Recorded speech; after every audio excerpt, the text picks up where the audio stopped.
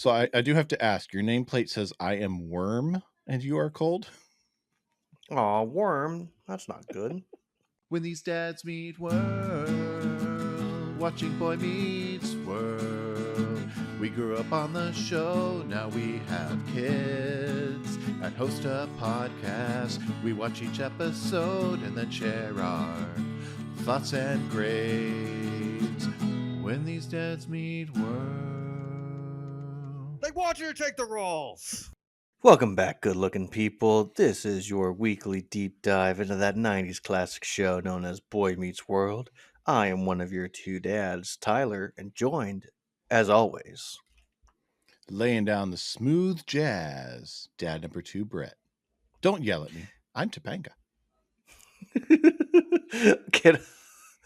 I wasn't going to start here, but I think we'll start here. Have you ever had an attempt at an inside joke with your wife that your wife immediately just cut off and said, "No, I will not have this as an inside joke"? I don't think so. Nothing comes to mind. So I have tried so many times over the years with my wife when we were dating, when we were engaged, married. I try to do but I'm Topanga and you yelled at me. And she would just look at me with even more anger, be like, "You're not Topanga. I don't find this funny. Stop it." But you yelled at me. So I'm Topanga. So I did adjust it to, "You yelled at me, but I'm Tyler." And then she just says, "Get over it." It's like, okay. It's the patriarchy. You were assuming an identity that is not yours. Yeah, basically. Patriarchy just steamrolling. Yes, patriarchy is steamrolling. Brett, how are you? What's new? Oh, let's see. What is new?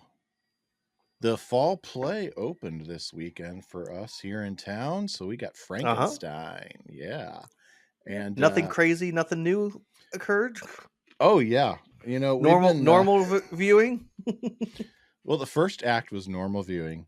It's a 2-act setup. Every fall play is. This is our 3rd year going to fall plays because Abby wasn't in the actual play for her freshman year. She was stage crew. That's the year they did Clue. And so first act, normal, everything's good. And they've got a lot of really good actors in the high school. It's Frankenstein. If you're not familiar with it, go read a book. Good looking people. Mary Shelley's Frankenstein.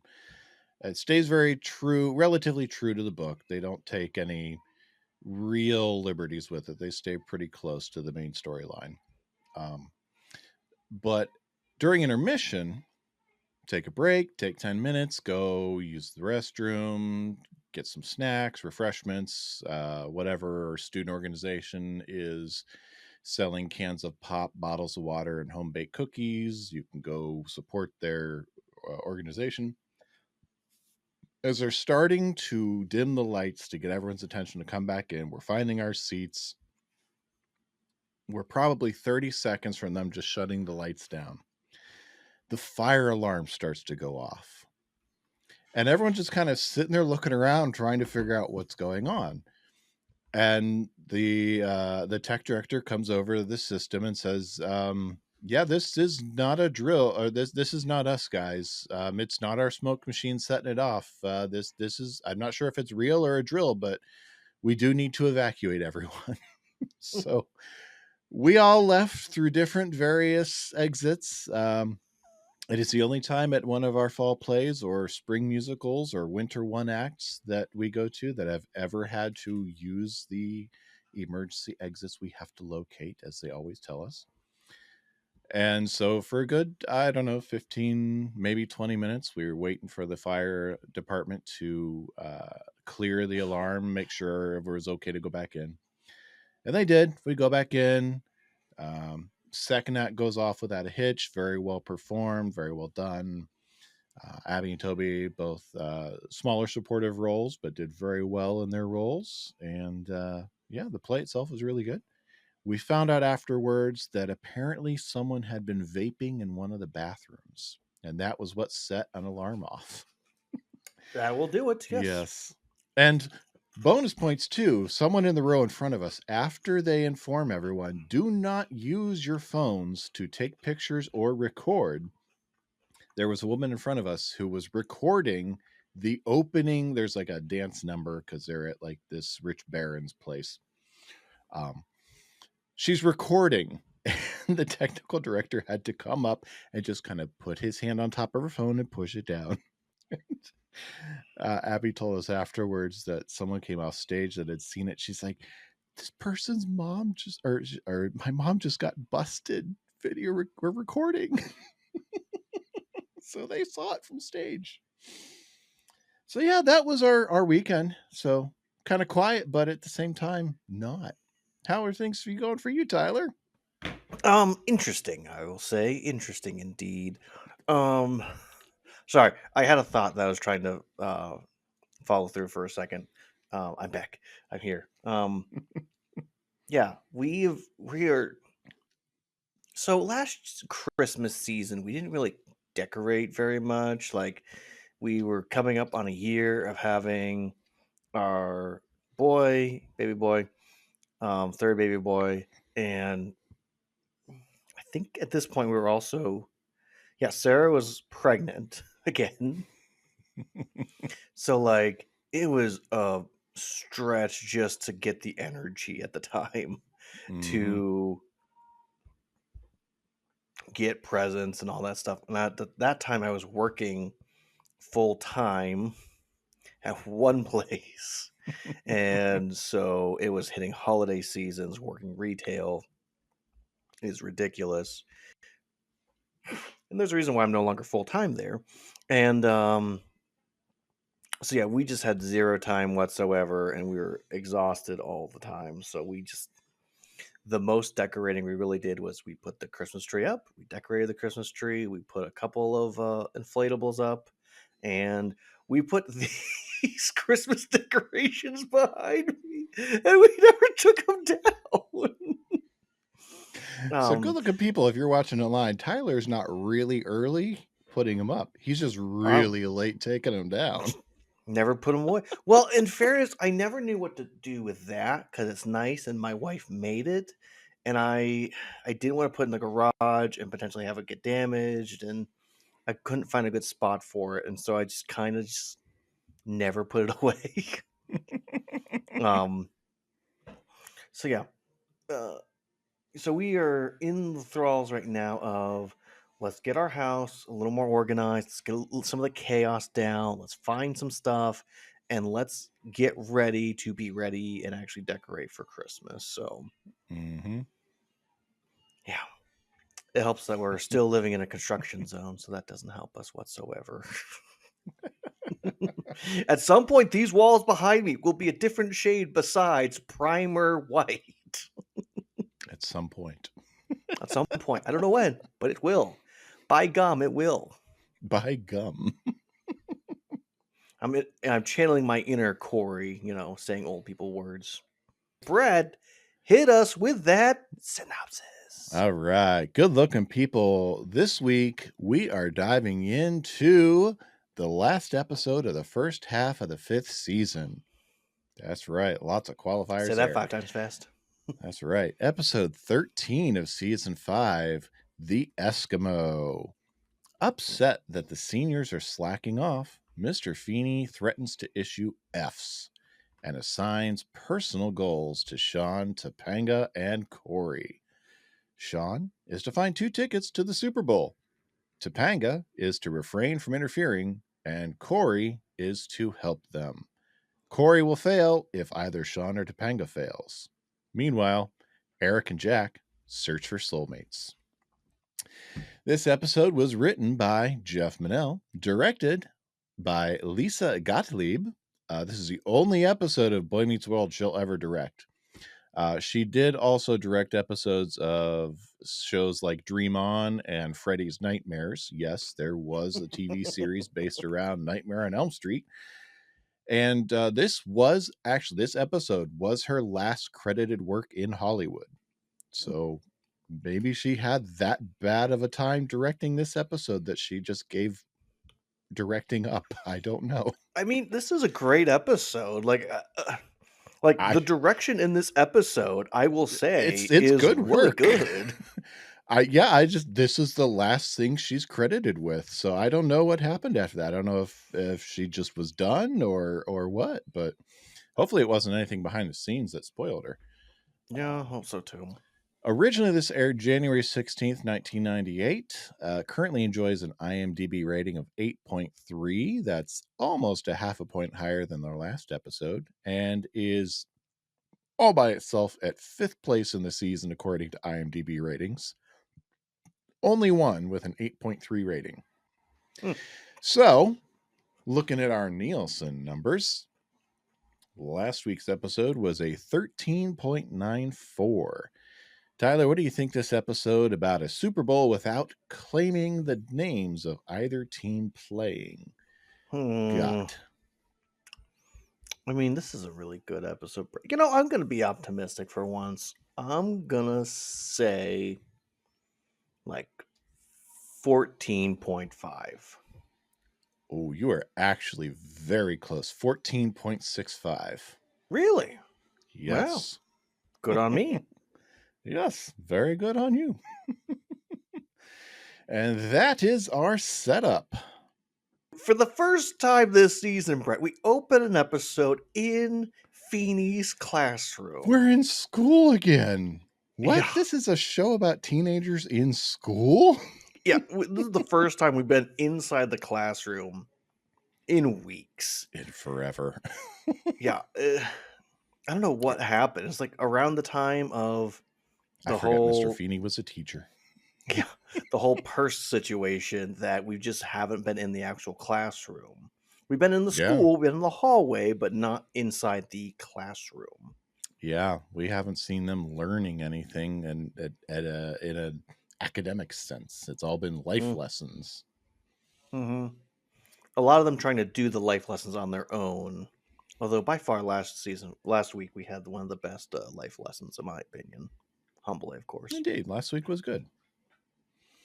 But there hasn't been a lot of balance this year between school and life. Yes. I will say that's the interesting thing about from season 5 onward is the interesting balance between school and life and how to have a balance in your life and work and play and all that jazz. So yeah, Mr. Feeny says that there's something interesting about this week's assignment, and that is Shawn didn't turn one in. And Cory, trying to be helpful, says, "Oh, Mr. Feeny, he and I, we wrote the same paper together."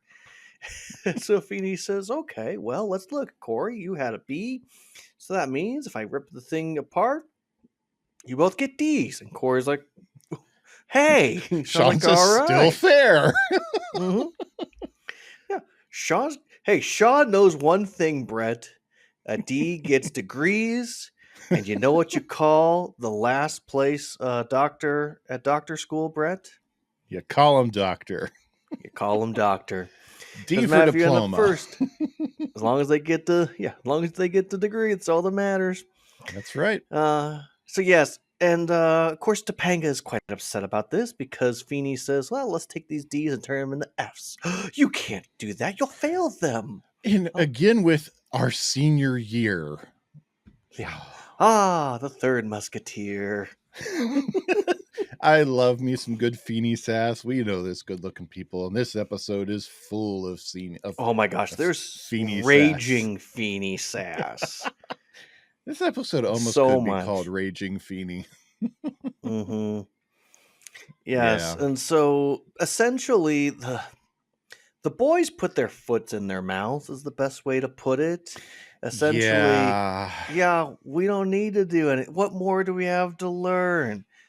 We already sent out our applications to school, yada yada. Yeah, good-looking people. Our applications are in. We don't need school anymore. For the good-looking people out there that are young that don't know this yet, even if you sent out your application, even if you get accepted at school, a school can rescind your acceptance if you end up, I don't know, failing some classes and your GPA goes lower. They are every right to, at any point, say, "I'm sorry, we will not give you acceptance. we'll not give you a scholarship because you did not complete the work. Yeah. You sending your application in, we are assuming of the best of you that you will end up finishing well. Yeah. And no, their applications are sent in. They're not saying we have our acceptance letters. They're putting all Mm-hmm. their weight on, hey, we've already applied. We're coasting here. Mm-hmm. This is Yeah. so very much senioritis, and they're only in January. Well, and college admissions people, they have every right to call your principal and ask Mhm. questions about you.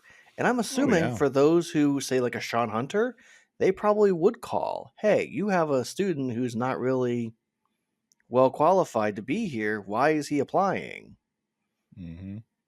You know, so Yep.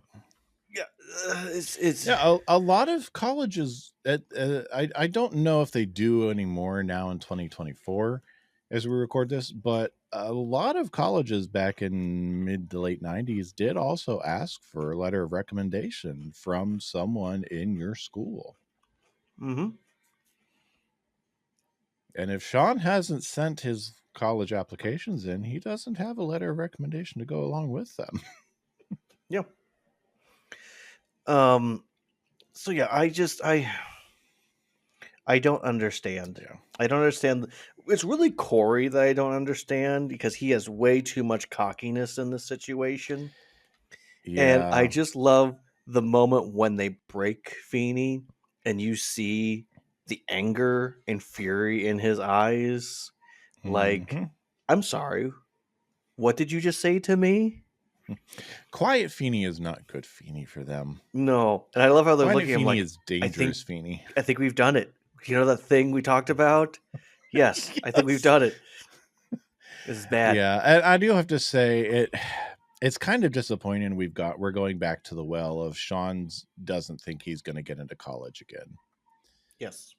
It's just I know it's realistic in some ways, but at the same time we're pinballing back and forth and back and forth, and it's just it feels like they could have just given him a little more credit here after all the times we've had him learn that he can get by Mm-hmm. on his own. Yeah, But anyway, I agree. that's But I the mean, setup of this episode. yeah, I love that Feeny goes. The rest of the class leave. And Topanga tries to stick up again. It's like you might as well stay here too, you little You little control control freak. freak. Yeah, but you yelled at me. I'm Topanga. Mhm. And I Yeah. love that Feeny makes it clear. I want you to do this assignment. I want it at my house today. Mm-hmm. That's ridiculous. That's impossible. You might as well tell me. Give me 2 Super Bowl tickets. New Mm-hmm. assignment. I want 2 Super Bowl tickets by the end of this week. Yep. And I have a couple things to say about all of this setup too. Feeny demanding the assignment Shawn didn't do. By the end of the day, very, very fair, very accurate for an educator in the public school system. The assignments he doles out to Cory, Shawn, and Topanga as life lessons, very fair, very apropos.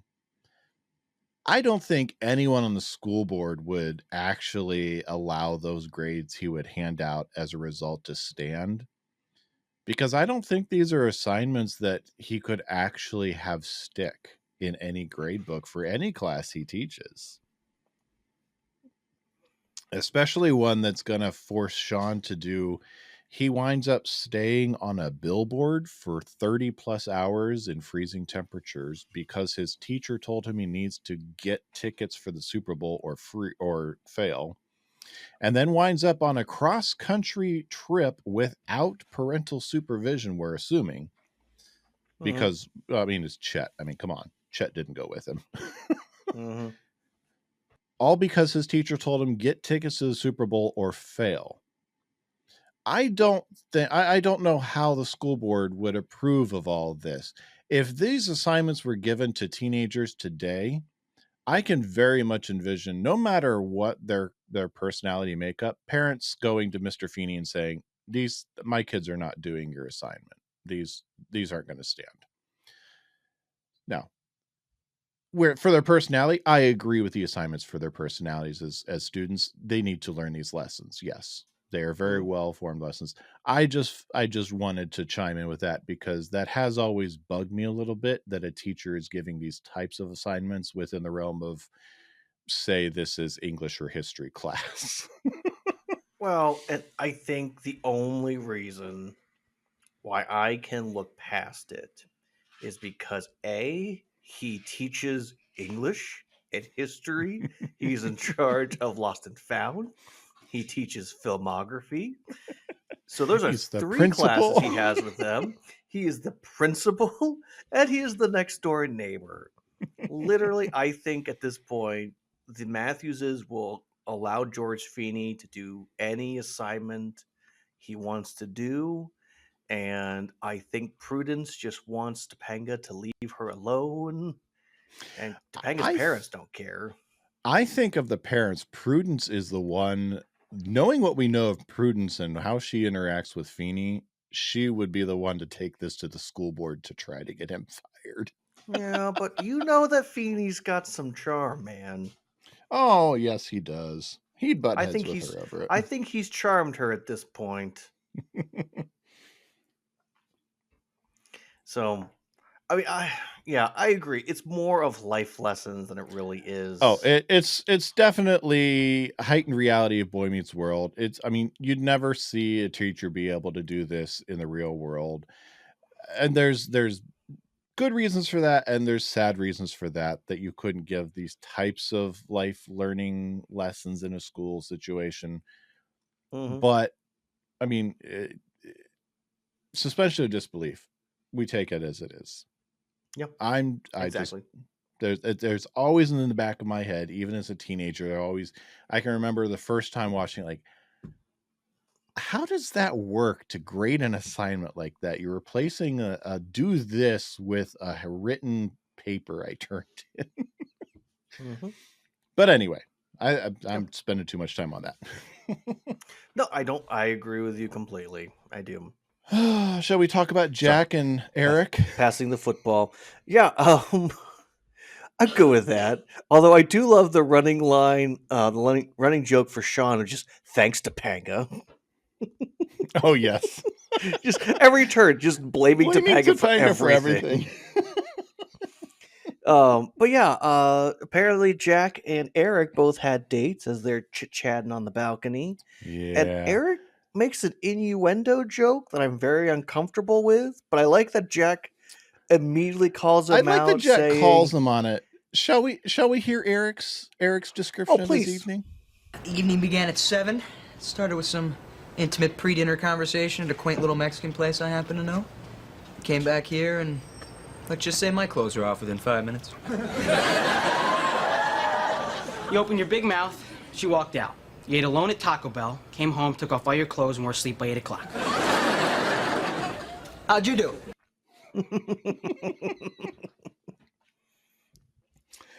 So yeah, both of them had dates. They didn't go well. And they don't know what to do with themselves now. Jack knows exactly how to call Eric on his crap. I will say, and I know the whole running joke for a while is they're roommates, they're friends, they're best friends.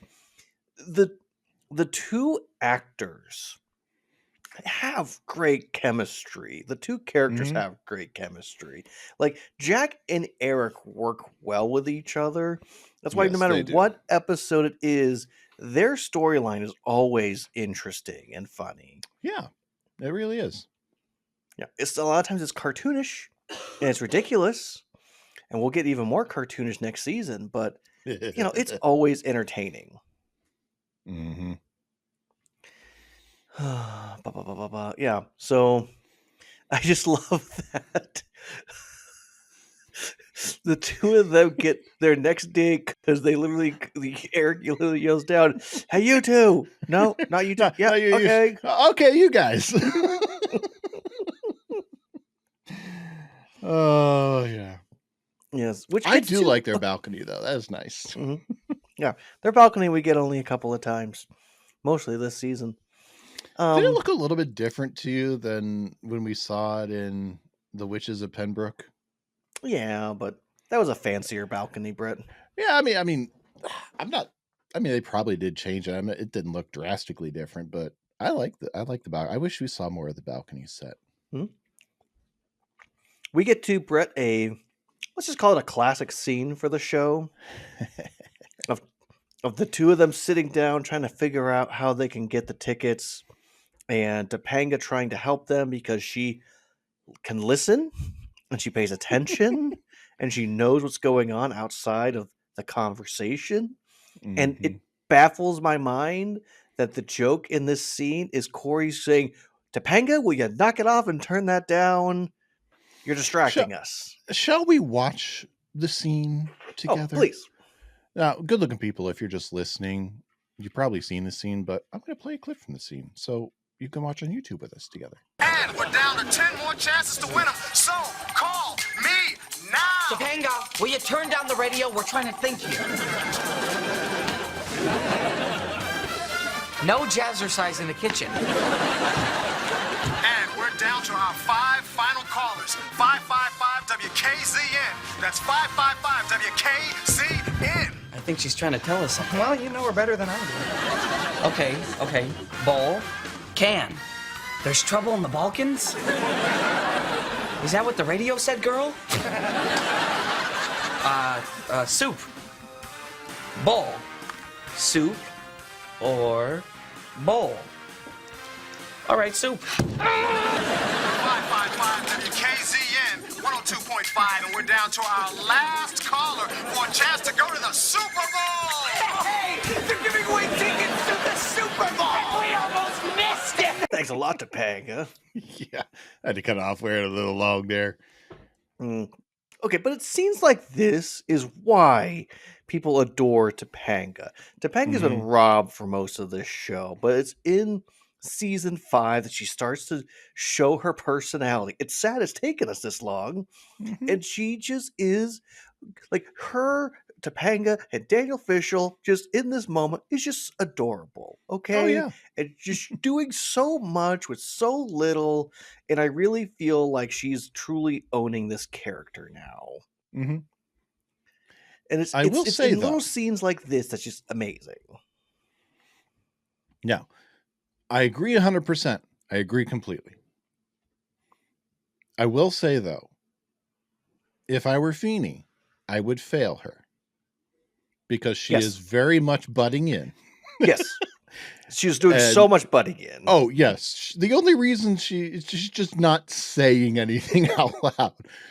But Right. I love the scene. I love that she's stepping into it, and I love the comedic acting and the physical acting, being able to take that pratfall and just I slowed it down, took some screenshots where she's like forcing Corey to listen to the radio. It's like, just the look on Danielle's face, like, yeah.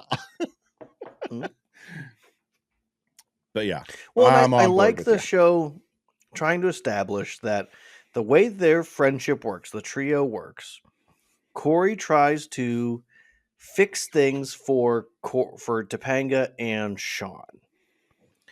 When he's trying to fix problems for Shawn, Topanga tends to butt in to tell him, no, don't do that, or this is the way you should do things. They all get upset with each other because they're all trying to help one another, and that is their relationship, the three of them. You know, it's there's almost a fairly accurate modern parallel in How I Met Your Mother with Marshall, Lily, and Ted. They've got kind of that tricycle, Yeah. almost pairing tricycle, whatever, but that kind of the practically married pair with the best friend of the one, but still kind of friends with the other. But anyway, I don't know. It just pops up. I don't know. I don't think Shawn would ever refer to Topanga as a Grinch.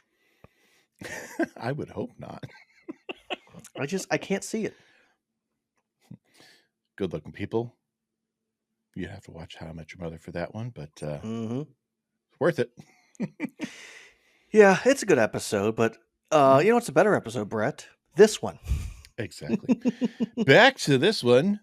Yes. Let's So check out what happens. the radio, excuse me, the radio is having a Wow, excuse me. Shawn did not just win the tickets, he won a chance at tickets. Yes, you want to one of those fine lines with radios of a chance to win. You And know, so it the seems local, like radio did this stuff a lot more in the 90s than it does today. of course they did. Nowadays they can't get away with because no one listens to the radio. Yeah, and people are a lot more litigious. Yes. But anywho, the local radio station apparently has 2 tickets to the Super Bowl.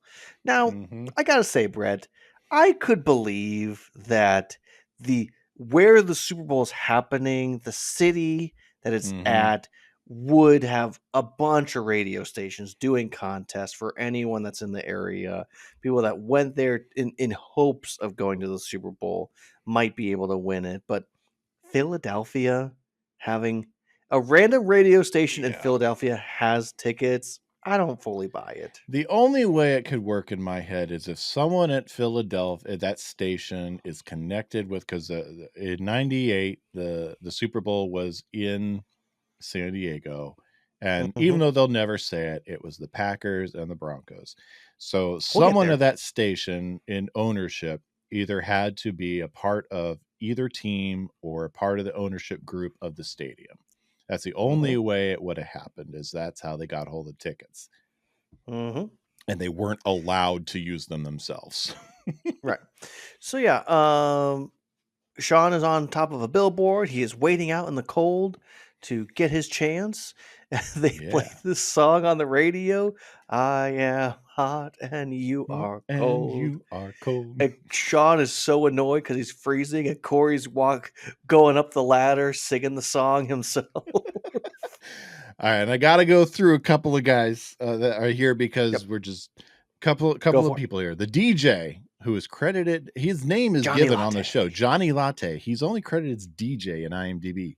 Is Tico Wells. First and only time we'll see him on Boy Meets World. 55 acting credits, including The Cosby Show, Sesame Street, I believe when he was a kid, Beverly Hills 90210, Law and Order, The Drew Carey Show, 24 ER, Family Guy, Bones, and more. He mentions a lunatic in the crowd who yells to jump. I bring him up because even though he has one line, this is Matt Kirkwood. And if you've been listening along with us for a while, Matt Kirkwood, this is his 5th of 7 appearances. He started out with us as a photographer when Eric wanted to be a supermodel, and we last saw him as one of the chubbies. He has two more appearances. Nice. It's Not You, It's Me, Model Family, Stormy Weather. He was a station manager there. And the freezing guy that Shawn is going to talk to up on the billboard is Greg Collins.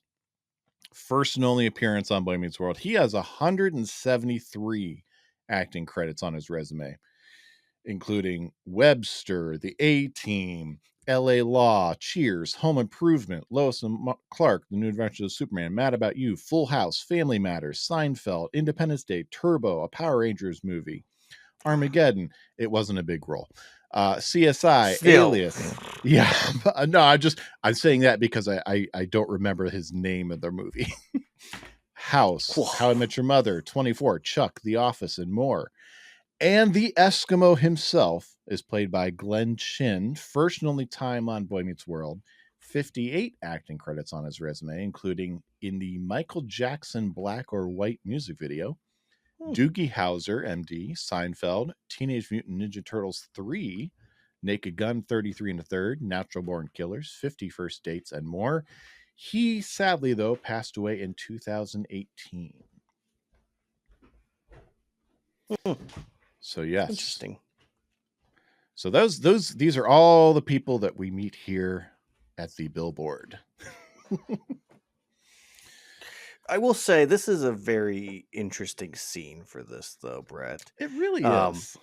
And aside of Shawn that we don't normally see, which is him being completely petty, because Cory goes up there to give him hot chocolate, which apparently is in the rules to do. Sure. And I guess people can bring stuff to you. I can't do this. I can't do this. And he looks over and he goes, he starts drinking and goes, ha! Oh. Yeah. Because someone Okay. brought the Eskimo that ice cream cone. That's true.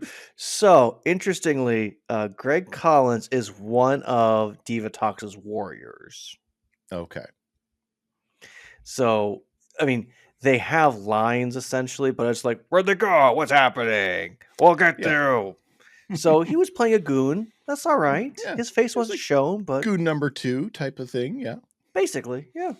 But he's But still in a he's Power Rangers movie. so with the way that IMDb has it for the movie, he is listed before Steve Cardenas, who played Rocky, Johnny Young Bosch, who played Adam, uh, Tanya, Nakia, who played Tanya, Blake Foster. So like, He's being listed she's before actual Power Rangers in the movie. yeah, it's so funny. The weird things about IMDb, you never know Yeah. what you're gonna find.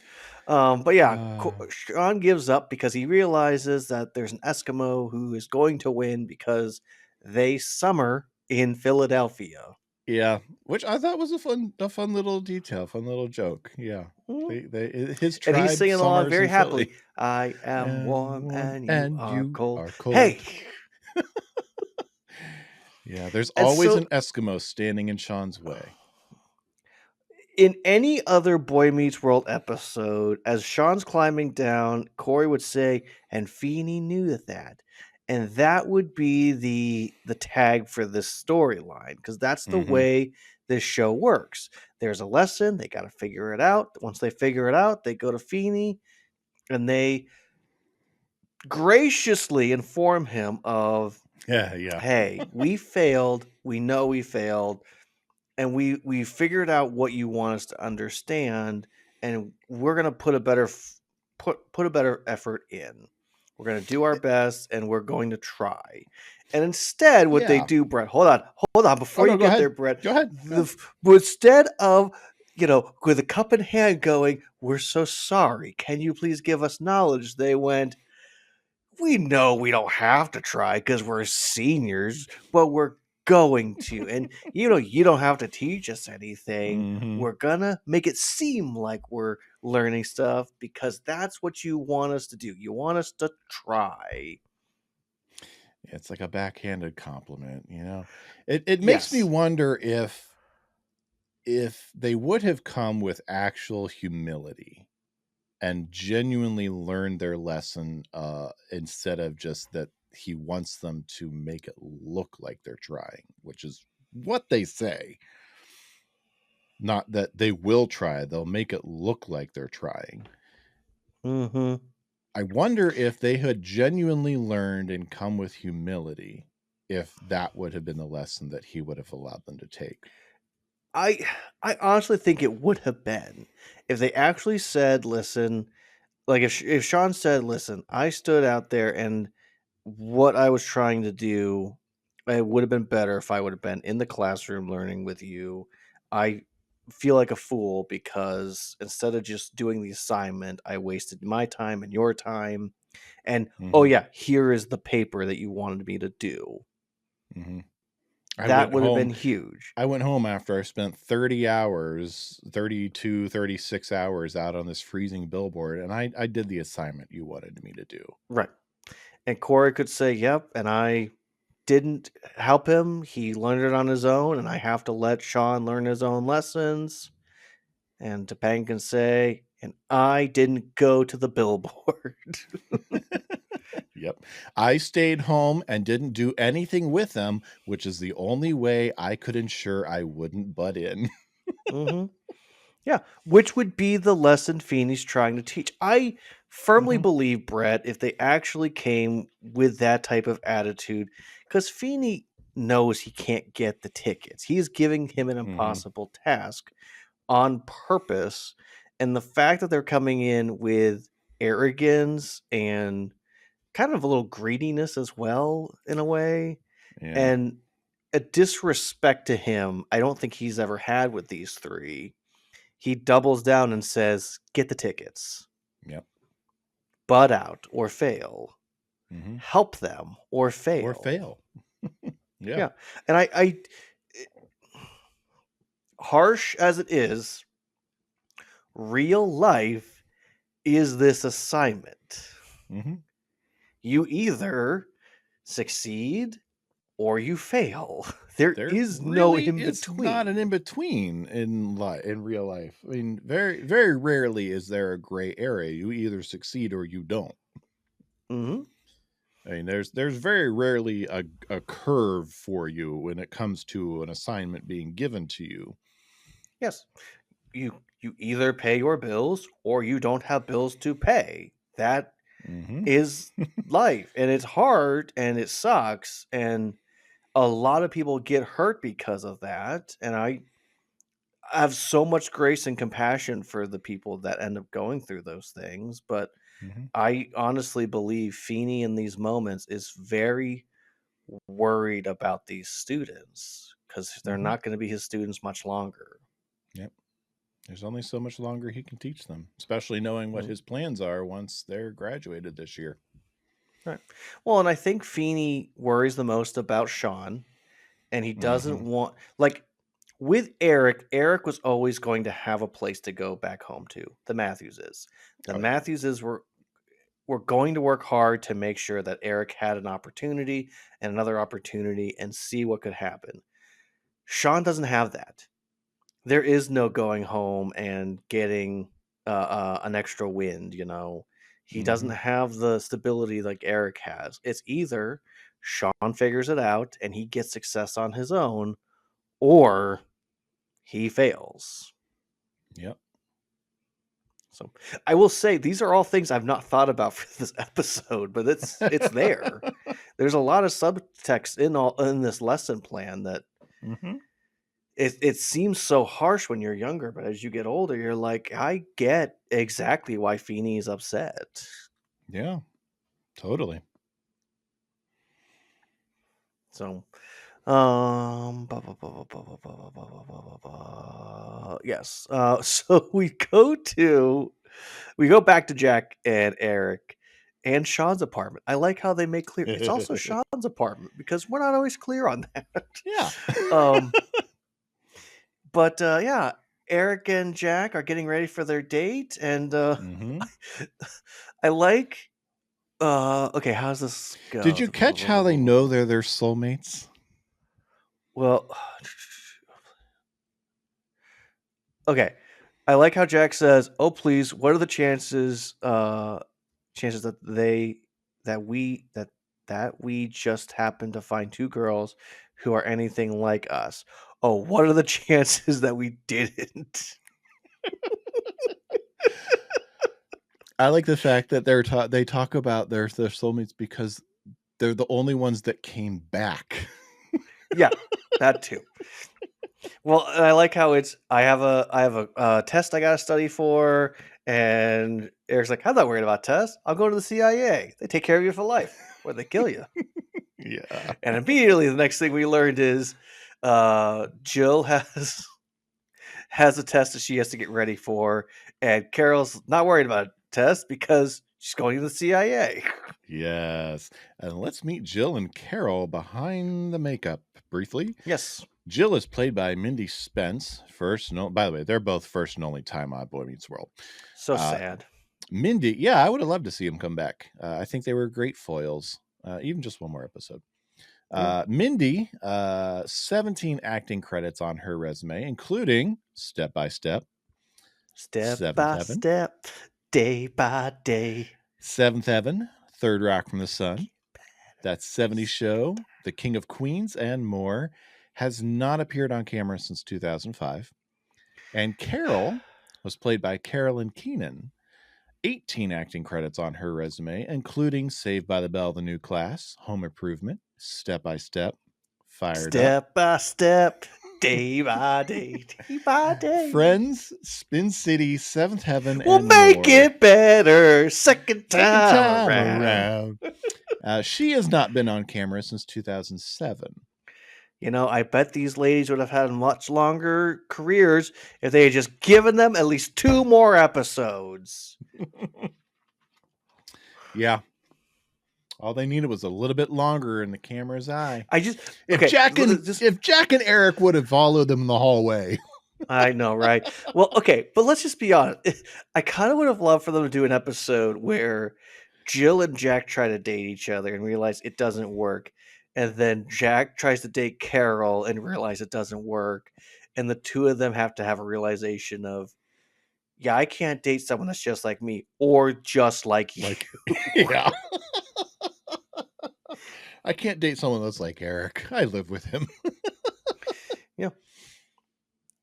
Yeah. And then Shawn dates them both. At the same time. And also Debbie. Wait, while he's still in high school or when he moves into college? Brett, you ruined my joke. There is no Debbie.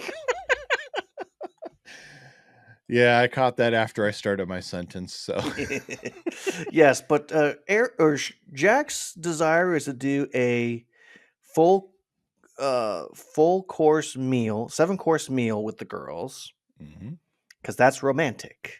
Yeah. And both Eric and Carol want tacos. Taco. Yeah, I don't know where they got that, but every time they do tacos in this show, they always do tacos. Yeah. Taco. I will say that is a thing in my household. We do that quite a bit when we want tacos. My wife is actually the one that did it first. We've actually gotten away from it in our house, but it was for a while for us. I need to bring it You back. got to get back on the train. We just had tacos a couple nights ago too. You just got to commit to the bit, man. I do. But as we learn more about the girls, it's very clear that Jill is just like Jack and Carol is just like Eric, which the boys are quite excited about because there's someone just like them. I'm really curious how their actual date goes at the restaurant. We don't get that portion. Ah, well. Yeah, exactly. But we go back to the billboard, Brett, because we have the set. Let's use it one more time. Might as well, yeah. People And, can climb up on them anytime they want. Yeah, They leave those apparently. ladders down. Yeah.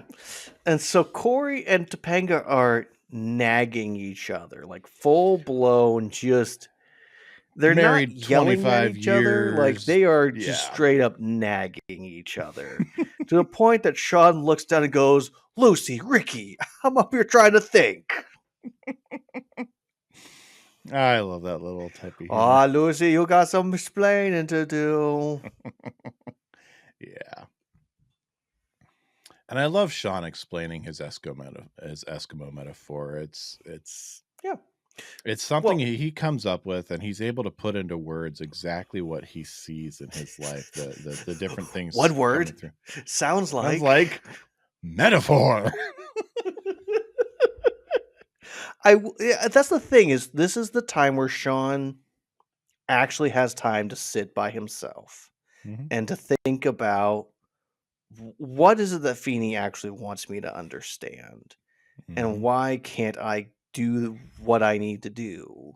Why can't I get the tickets? Why couldn't I do the assignment? I almost wonder if Shawn's starting to contemplate of what is it that what gets in his way of doing the thing that he knows he should be able to do. And I guess this is the time that I could say I'm starting to wonder if Shawn realizes that in his brain that there is something different. Not that he's trailer trash. It's not because he's from the trailer park, but maybe he doesn't think the way everyone else does. Potentially, maybe Shawn has ADHD, and this is a way. In this time, they wouldn't be able to acknowledge it like that, but there's a strong chance that that is what is going on with Shawn, is that he is now, instead of fixating on a bunch of other stuff, he is truly fixating on, who am I? Why can't I do what I need to do? And what is it that I need to do to make me be able to move forward? So, and I love that Cory gets out of his way, because that's how he can help him.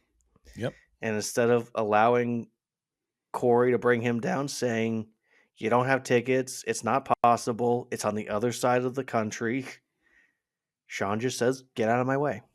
Be my best friend and get out of my way. And he does. Yeah. Exactly. Mhm. It is a powerful scene. It's a short scene, but it's powerful for what you sometimes have to do for friendships. Mhm. You have to get out of your way sometimes.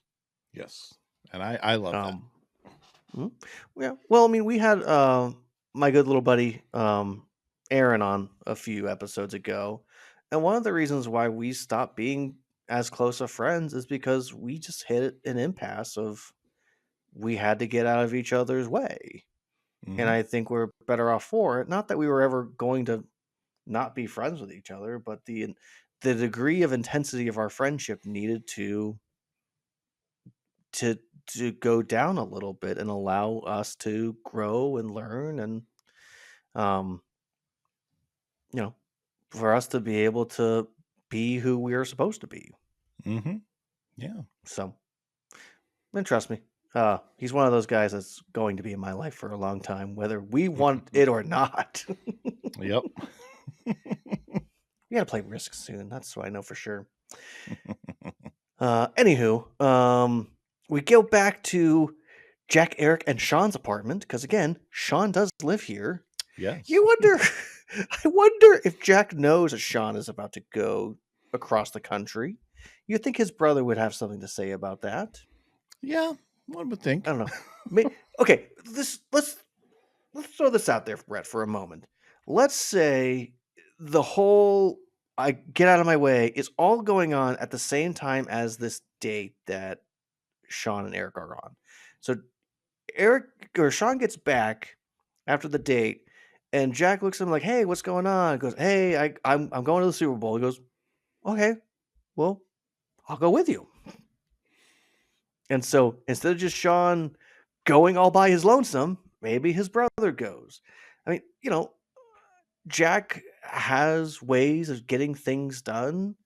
Maybe Jack is the one that ultimately helps him do it. And one of the reasons why they're so close is because Mhm. he actually has someone to lean on. I can dig it. Well, I don't know. I do like the idea of Shawn doing it all on his lonesome, but in reality, if Jack is kind of a pseudo guardian of him during this time period, I would have a hard to believe that Jack would be okay with him going on the other side of the country Mhm. to said football game. Yeah. Yeah, I can get behind that. I'm just And looking. maybe nope, I have Eric some was there. I have screen caps of them watching the Super Bowl at Chubby's, and I'm Oh just yeah, is Eric I'm there or is Jack there? I'm looking through right now because I see Eric front and Oh, center, please, no but Jack. I Please no do Jack. not see Jack in the wide shot. So I think our Calling it. headcanon could work. Yep, that's new Dad's Meet World headcanon right there. Jack is there. Went to the Super Bowl with Shawn. Yeah, I'm looking at a couple of other angles here, and yeah, I don't think Jack is at Chubby's with everyone watching the Super Bowl. Yep, that's my headcanon. Yeah, I'm looking at three as different of right camera this angles. moment. Matthew Lawrence is not in that shot. Probably has more to do with not putting him in the scene than anything else. I mean, they filled it with every extra they could find, but yeah, there was a reason he wasn't in that scene. Maybe that was intended too. it's so weird. Well, we can't get there yet, Brett. Anyway, okay. For the humor of this episode, it is bonkers. However, I have to say, for all the good-looking people out there, guys, be clear on dates of who you're interested in, and be appropriate. don't be like Eric. Yeah, don't be like Eric. I mean, Carol is saying, I think you're sitting a little too close to me. And He Eric sits is on her full of lap. charm. Eric is putting on a full Flynn Rider right now. That's the best way to put it. Like, he is putting on Smolder. It's not working. And I like how we cut away to Jack and Jill. I know, pun there. And, Jack is going through all these things of like, I know you like this. I know you like that. I know you like this. And she goes, okay. And then you go back to Eric and Carol. She's like, all right, you're sitting way too close now. You're hitting on me. He's on her lap with his head on her shoulder. He's like, It's times like this you go, what game does Eric have? Because either in an episode he has so much game or he's got none. And this is a non-episode of game. this would be El Riz, by the way. Yeah. And so for the girls, they still are under the impression that Eric and Jill are on a date, and Carol and Jack are on a date. Which, why would they be comfortable with the two guys sitting away from them? Yeah, the girls aren't really helping this situation any. No, and I mean, the boys should say at the beginning, "Hi, I would like to make my intention of I'd like to talk to mostly you this evening. Yes, I am here with both of them, but you're the one I'd like to focus on. Is that okay with you?" And vice versa. Yeah, but then we wouldn't have sitcom antics. No, well, it's also okay. That's also the etiquette of like double dates. Of like when you're going off on essentially two blind double dates, how do you determine who you're on a date with? That's a good question. Did they determine? Are they just kind of playing it by ear? Well, and that's the other thing, Brett. They say they came back. So when were they there originally? Yeah, this is clearly a second date. So oof. It's. I mean, the way that you could make the argument is that they both went on dates with these two girls, didn't realize that they were just like their roommates. They agreed to come back on a double date. I don't know. It's bonkers TV, crazy magic, funny. We're here for the comedy, episode has to episode. Yep. Yada yada yada. Right, Steve? But basically the girls say to them, "Hey, we're not having a good time anymore. We were interested in getting to know the other person." And the boys are going, "Well, we just wanted to switch around because we wanted to be with the other person." And both of the girls smack them, as they should. They deserve that slap. I have that in my notes here. Yes. And so the girls say basically, "Hey, I had interest in you and not you, and I had interest in you and not you, and now we'll never know if we could have been a thing." And they both walk away. Yep. And the boys agree to, well, I guess we just have to wait for the right ones to come along. The Yeah. girls are waiting in the hallway to see, will they really come are after idiots. us? Mhm. They were waiting for it. Every time I see it, I just want to shout at Eric and Jack. But again, though, it's I that don't think it TV would have thing, worked Brett. out. If they were truly interested, all they had to do was knock back on the door and say, "To be direct, we are still interested in Mhm. you." Guys, They we're don't do still that. out here. They're just playing games. Good looking people, let Yeah. us know. Do you play games like this? Do you know people who play games like this? Send us Yep, a no. message. Let us know. If my wife did anything like this, we would not have gotten engaged to begin with. That's one of the things I loved about her the most. She goes, "I don't want games. I just want to know what your intentions are." Mm-hmm. It's like, my intentions are to never make you unhappy. Yep. Well, that Yeah, didn't I've work. never My been a big intention fan is of just those to be kinds of loving games. and kind. There you go. Yes. Cory and Topanga go to Mr. Feeney's room, where Cory informs him that he failed, that Shawn is on his way to San Diego, and he doesn't have tickets. He says it doesn't matter. He's going to find a way in. And Mr. Feeney has a little tiny grin Mm-hmm. and basically says that, "Go ahead and fail us." And he just says, "No, you've learned the lesson I wanted you to learn. You both You have to succeeded. let your friend live his life, and you have to let your friend either succeed on their own or fail on their own." Mm-hmm. And I do love that Mr. Topanga starts talking. He goes, Miss Lawrence, you're butting in. I know. So fail me. No one should be perfect. You just yelled at me, but I'm Mr. But I'm Feeny. Yeah. I do like that and little I callback. I love that Feeny, he has the right mindset for these students of, I won't be able to teach you anymore, and I want to make sure you're ready. Life is a lot tougher than school, my dears. Yeah. Well, and I wish that it was better communicated to students of that, as tough as high school is, it is the way to prepare you for life after. Mhm. And if you allow school to get you down and make it so you won't be able to succeed in school, you will have a harder time in life. And you can, like, I'll put cards on the table, Brett. You can have success and joy and love, but be dealing with some major financial stuff that makes you go, what is going on? What is this life? And if you are only focused on all of the negative and potential hardship, you will miss out on literally some of the best moments you'll ever have. Yep. Like having 2 babies 2 years back to back really hurt us financially. Like, we're still feeling the effects of that. But if I'm only focused on we need to catch up on money and everything, I would miss out on so much of my children as they're growing up right now. Literally this evening, my youngest son was playing peekaboo with his brother and mother, and just the joy and giggles as he was scaring them, quote unquote.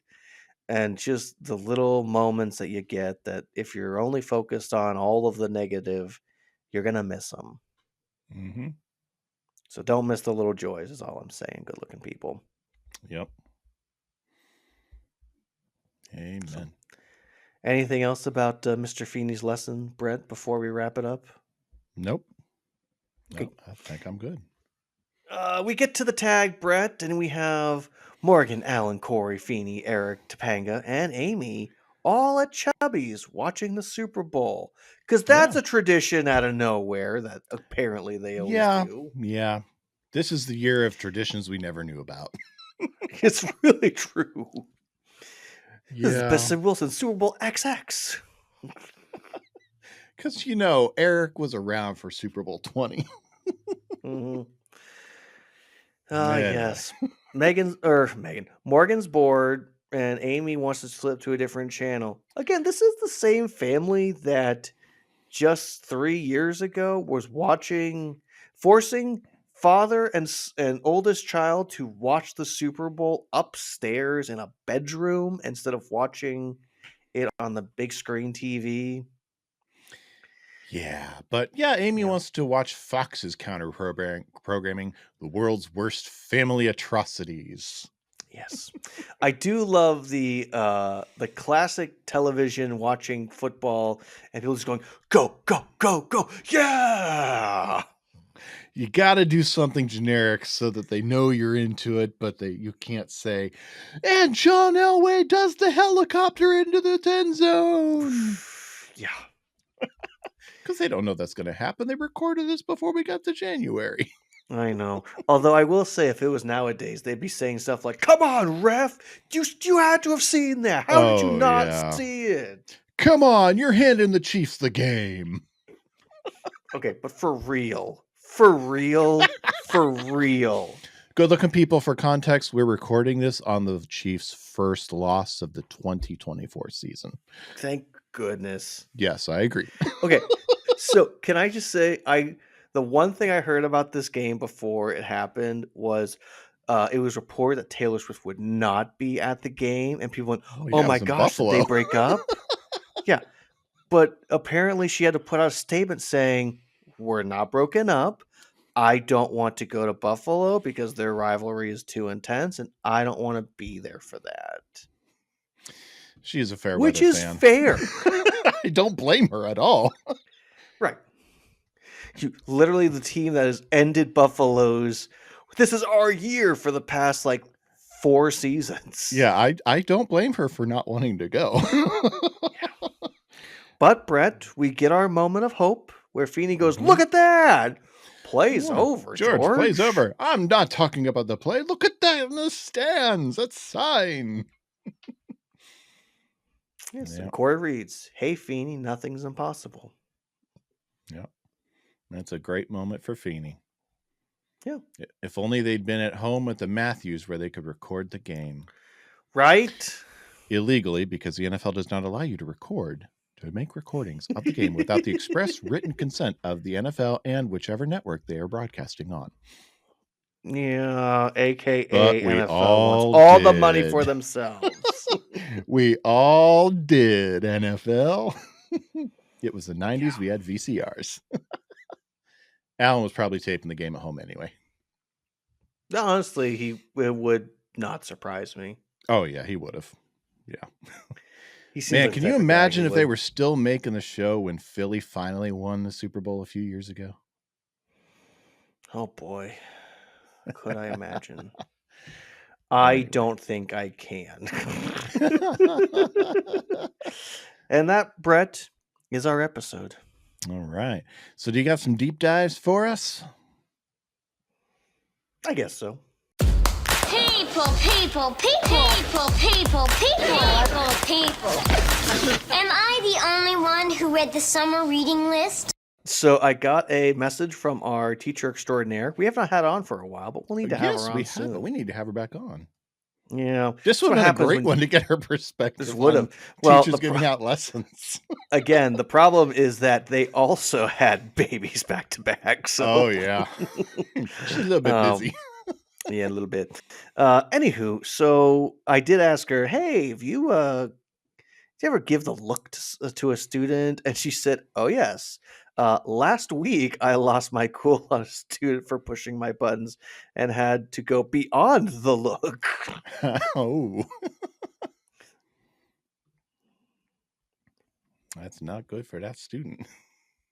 No, I'm gonna be honest. Sometimes teachers are very scary people. Oh, I had my phone open because I needed to get to deep dives. So let's do that. So, Brett, you brought up the Super Bowl a couple of times. I did. I Let's think the talk show about did too. This is the first time we're really mentioning truly almost like a holiday special of the Super Bowl. But the Super Bowl for this season was Super Bowl 32, played, of course, by the Denver Broncos and Green Bay Packers.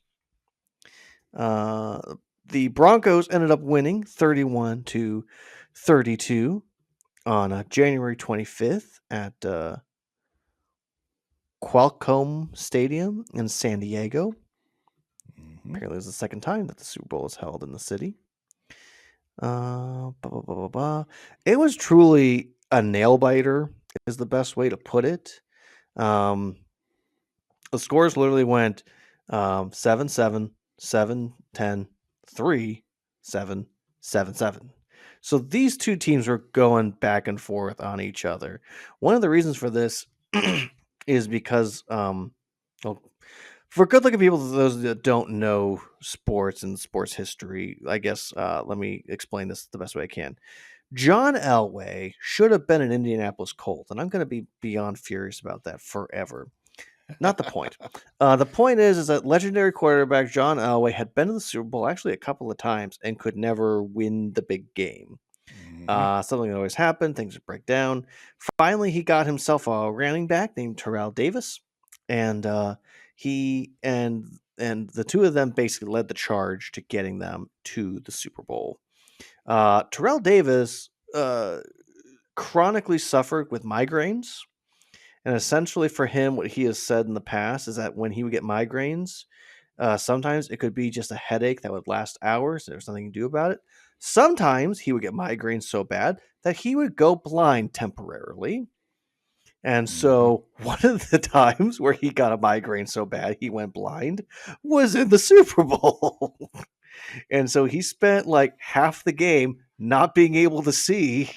And they essentially would just, he told them, send me out there. They will try to stop me.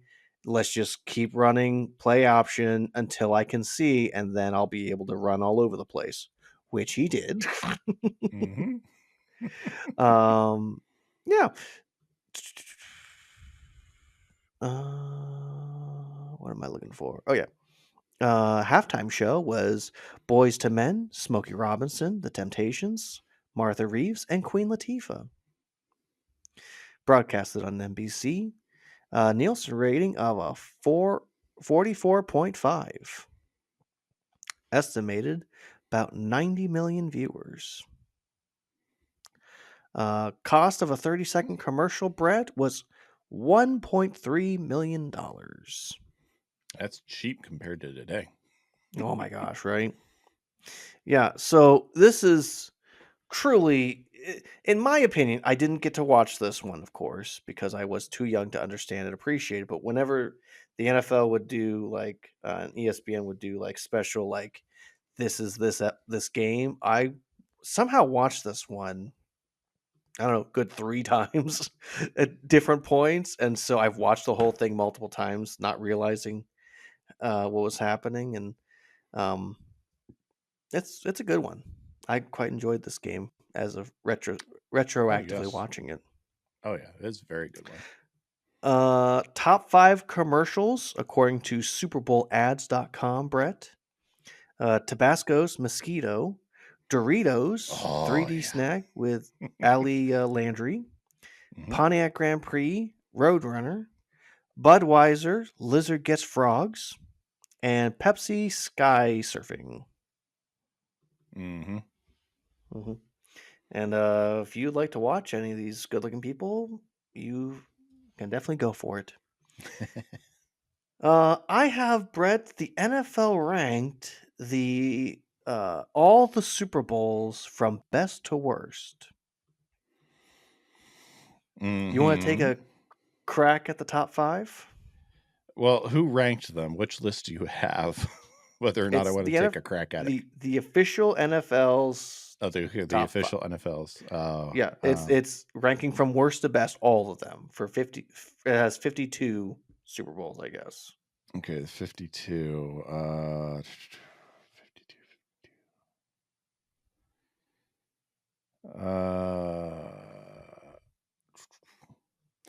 Okay, I'm gonna put 43. Is 43 in that top 5? I'm gonna need to be a little more specific. Pittsburgh, Arizona.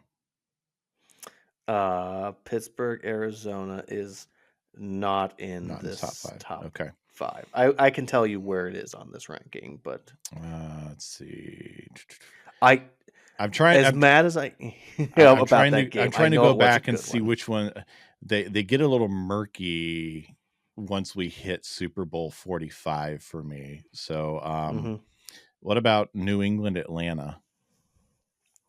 So New England, Atlanta is considered number 4. Okay, all right. Well, Denver, Green Bay. No. No, they didn't put that in the top 5. No, it's not even in the top 10. Of I'm course so not. annoyed about this. It is 14th. 14. Wow. Okay. Yeah. Okay. So we've got. For the record, Steelers or Cardinals is 12th. All right. So New England, New York's got to be in the top 5 then. Yep. It is number 2. Helmet catch. Yeah, of course. Hey, that's the only Super Bowl we watched together. Yeah. No. We watched another one. That's the first one we watched together. The second one was the Colts Saints, and I don't want to talk about that one. Oh, yeah. Let's see. Just give me the other 3. There's too many for me to go through and guess. So The first one is Super Bowl 13, Pittsburgh Steelers 35, Cowboys 31. I knew one of those would be in there. I didn't know which one they picked, though. Number 2, as you said, was Super Bowl 42, Giants 17, Patriots 14. That was the undefeated season going into it, and the impossible catch. Oh, yes. David Tyree, about the only thing he did in his career before or after. This one is probably going to annoy both of us to a degree that is going to derail this podcast, Brett. Number 3, Super Bowl 40. I'm guessing it's 49. I can't remember. The numerals get me so confused. But it's the Patriots over the Seahawks. 28-24. Oh, the one where they should have handed it to Marshawn and didn't? Yes. Oh, I hate the outcome of that one. Yeah. Pete Carroll is just ridiculous in that one.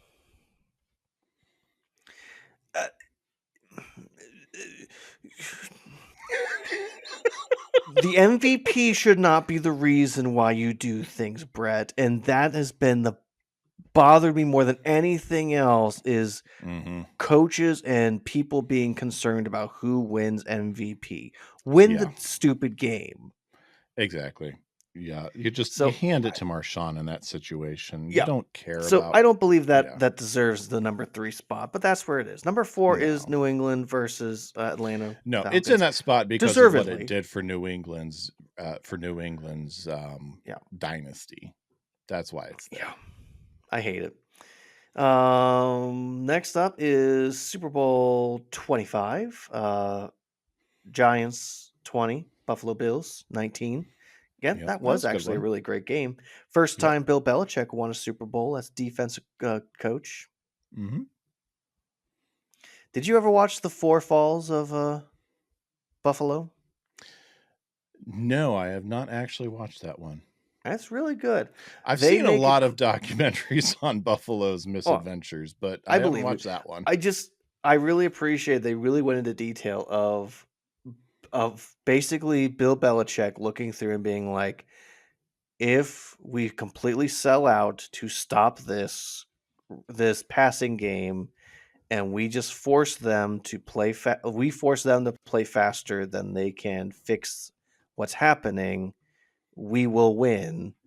And that's exactly what they did, is they really went all out to stop them from being able to pursue passing for big chunks. And it wasn't until they started running the ball intensely towards the end of the game that they finally were able to do something. So Bill Belichick might be the most dirtiest coach to ever play, but good Lord, is he smart. He's smart. I mean, he might be dirty, but he's smart. Yep. May have stolen a couple Super Bowls, but that man's smart. Yep. This is a fun one, Brett. Super Bowl 3, New York Jets 16. Oh, Baltimore yeah, Colts, the 7. guarantee. Again, some of these are classics, and, there's a reason why the Super Bowl is as big as it is. Yeah. Number 7. I can't argue with some of these placements. Super Bowl 23. San Francisco 49ers 20, Cincinnati Bengals 16. Yeah, that was which one was that for San Fran? I don't remember. I think that's the one where basically Jerry Rice put the team on his back and say, "Throw me the ball and I'll get the win." That sounds about right. Yep. Number 8, Brett. Super Bowl, I think that's 52. Eagles 41. New England Patriots 33. It's the only time I rooted for Terrell Owens in any game. Nope, this would be when the Eagles actually won. Oh, I'm thinking of the other one. Okay. Philly special then. That was a great game, but yes. Yeah, Philly I got special my Eagles game. Super Bowls mixed up. Yeah, Philly special. Nick Foles had a few good games finally. Yeah. Nick Foles put together a few good games for a stretch and became a Philly legend. He will never pay for a drink in Philly again. You'll like this one, Brett. Number 9, Steelers 31, Rams 19, Super Bowl. I think that's Sounds like 16, yeah, 14 or 16. XVI or XIV. IV. Yeah, that's 14. Yep. Okay, yeah, Super Bowl 14. Close enough. And last on the top 10, Brett, is Super Bowl 38, I want to say. New England Patriots 32, Carolina Panthers 29. So Yeah. came down to a last second kick by Vinatieri. Young man that no one really knew much about. And then we all knew. Yeah. All right, Brett, I'm going to take 5 seconds here to do a quick rant, if you will. Go So for it. I have a problem with the Tom Brady is the GOAT situation because at the end of the day, Adam Vinatieri and Teddy Bruschi with his defense essentially handed Tom Brady 2 Super Bowls. The other one, Tom Brady had to do a whole heck of a lot more to make it, but he had the confidence because he already had 2 Super Bowls. So let's just say Teddy Bruschi and the rest of the defense, like Ty Law, Seymour, essentially that defense handed him 3 Super Bowls. And then by the time they got around to winning the 4th, 5th, 6th, I claim that is the real time that Tom Brady actually went and had to earn the Super Bowls himself without a spectacular defense behind him. Yeah, those early ones were definitely on the defense's shoulders. No, all credit to Tom. Tom is a phenomenal quarterback, and he is among the best. But the GOAT status is for what it is. I think he is given a little too much credit than he has earned. Correct. A little more than what if he had earned. walked in as say, I don't know, like one of the first top 10 picks and forced the team to become a better team, that would be one thing. I don't know any quarterback that had to do that, had to completely change a culture to make a team better. Honestly, I think a lot of it just comes to the mystique of, did you know that Tom Brady was a 6th round pick out of Michigan and only got his start because Drew Bledsoe broke his leg? Yeah. Anywho, if I had a nickel for every time I saw Tom Brady's draft picture. Tom Brady was the 4th quarterback on the Patriots for a reason.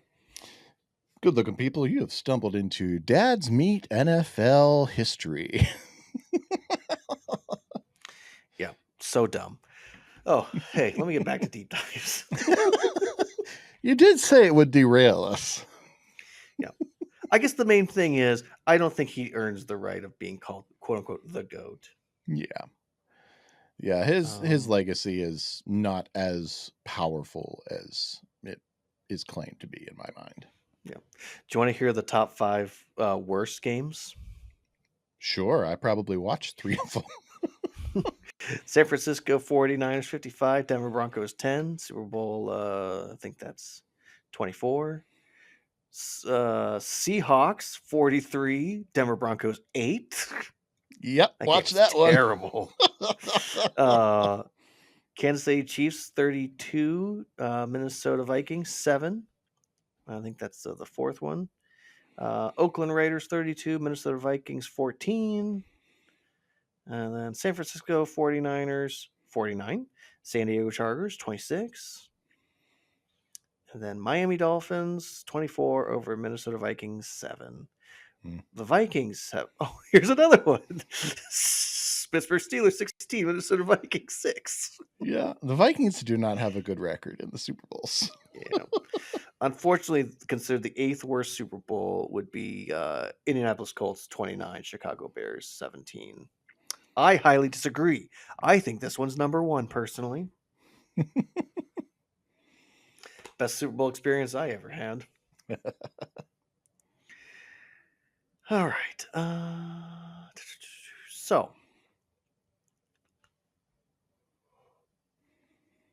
I am warm and you are cold. so Brett, I know what the name of this episode is, the Eskimo, but according to an NPR article that I have that was written in 2016, apparently Eskimo is not a kind phrasing for certain indigenous people. It is not. So what I have here is people in many parts of Arctic consider Eskimo a derogatory term because it was widely used by racist, non-native colonizers. Many people also thought it meant eater of raw meat, which condones barbarianism and violence. Also, the word's exact ethology is unclear. Mid-century. Uh,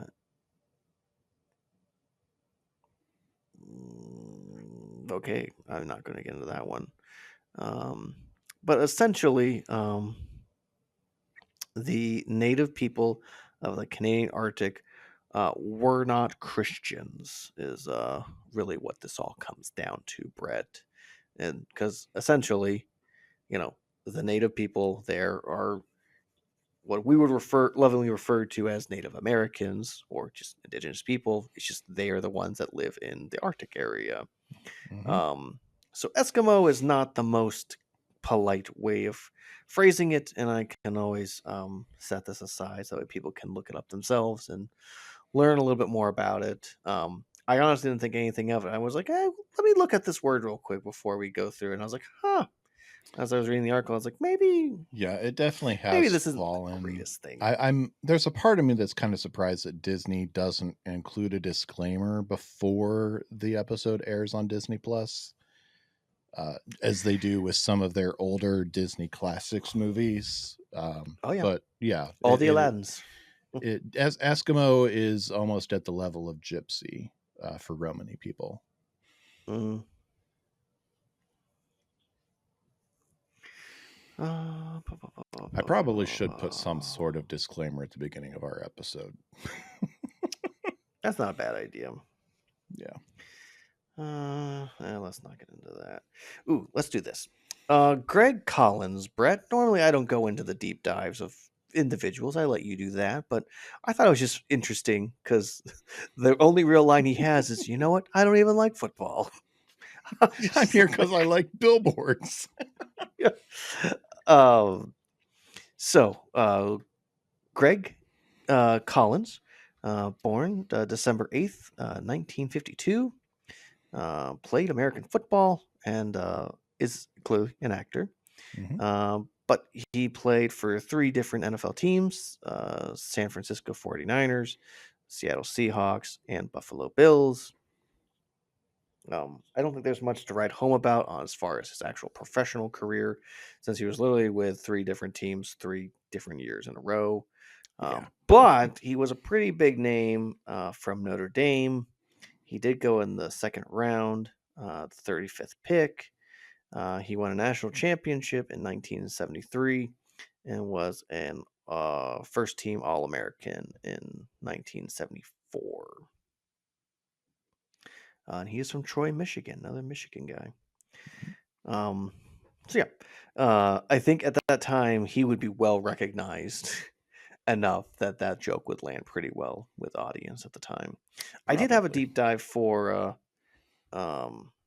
contest, but that's not really fun at this point. I'd rather just complain more about Super Bowls and why this Super Bowl in particular of John Elway finally winning his first Super Bowl is not considered one of the top 5 greatest Super Bowls. Also, I was on Sports Illustrated's website and I was like, all right, Sports Illustrated, when I was a kid back in the 90s, Sports Illustrated was the thing. Like everyone loved Sports Illustrated. And I was on their website and just the amount of ads, and as I was trying to scroll, it just kept bumping me up to the top, and I'm like, when I do that. No, I'm not doing this. So I was scrolling, trying to find the information I needed, and right before I got to it, it took me back to the top. I went, okay, Sports Illustrated, you don't need to be a part of this. Yep. So you are no longer useful. But Brett, that is a long-winded way of saying that's the deep dives. That art thou deep dives. So let's talk about what we learned then. You know anything about the Odyssey? Huh? Did I say you could talk?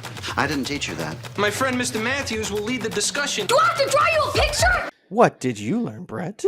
What did I learn? My lesson is simple. There will come a time, whether you are a teenager, child, adult, where you will have to let go or get out of the way. Be ready for that time. Yep. Plain and simple. Good looking people. Just be ready for that time, because you can't always, not that you can't always be there for someone, but you can't always, be there for someone and do things for them. You have to let them go sometimes. Yeah. So Tyler, what did you learn?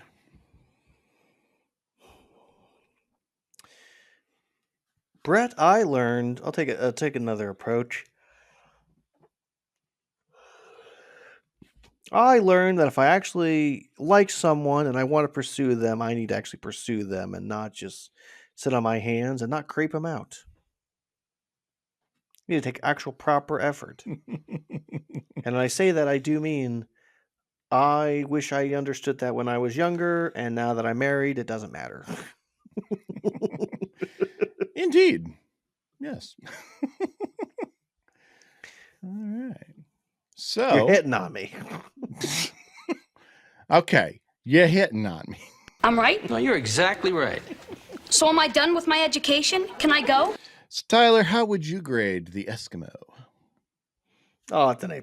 I love this episode. I only out of a courtesy of the good-looking people did I watch this episode, because I don't need to watch this episode, Brett.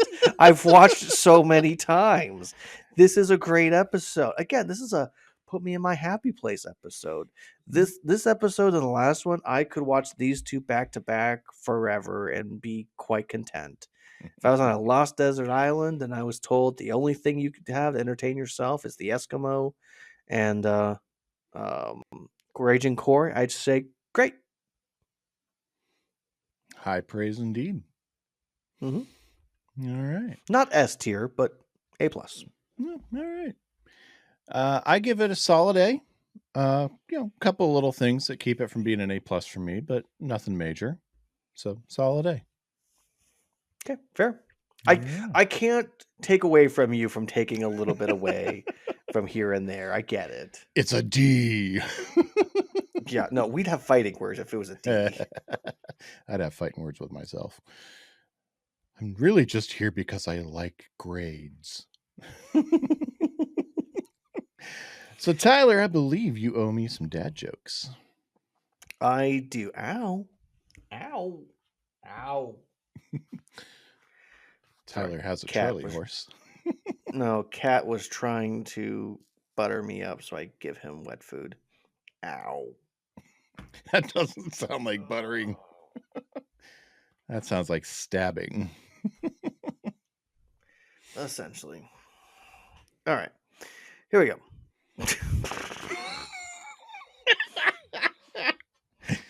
Oh, good looking people. If you're just listening, that's probably a good thing.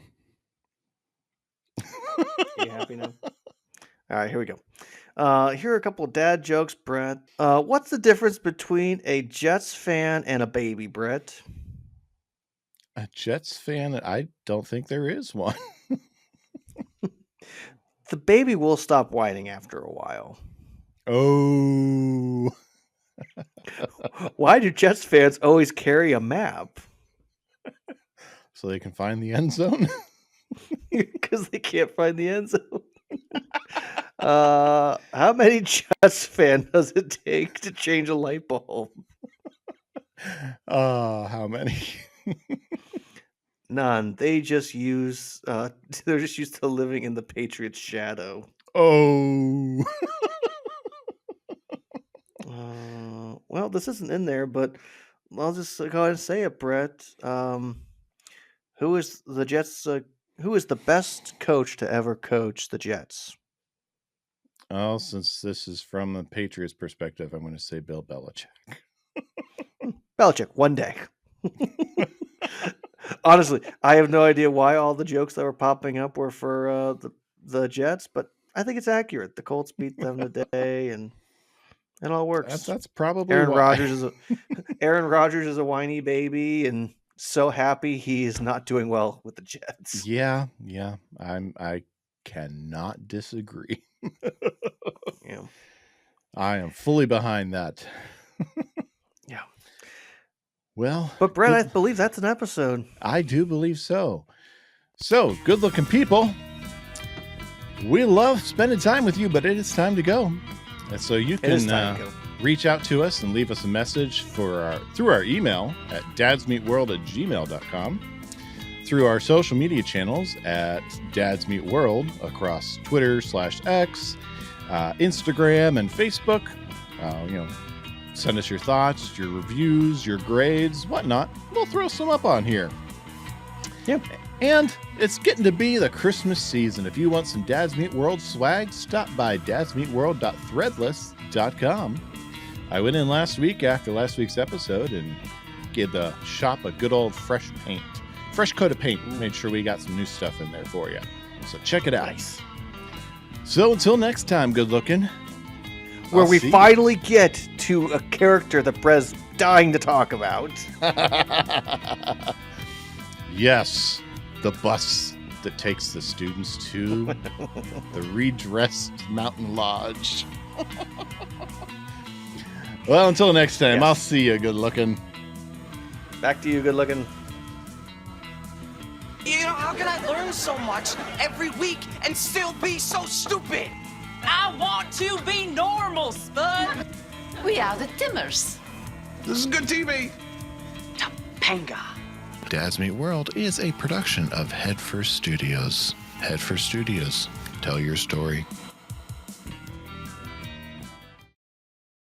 And that is our setup.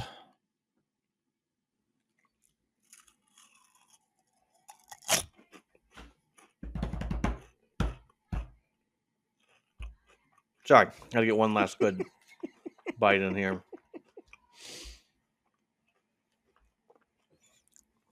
Just giving you space for you to edit, and make things simpler on you. The more editing I have to do, the less simpler it makes for me. It's much easier if I don't have to edit. Seriously, just sit.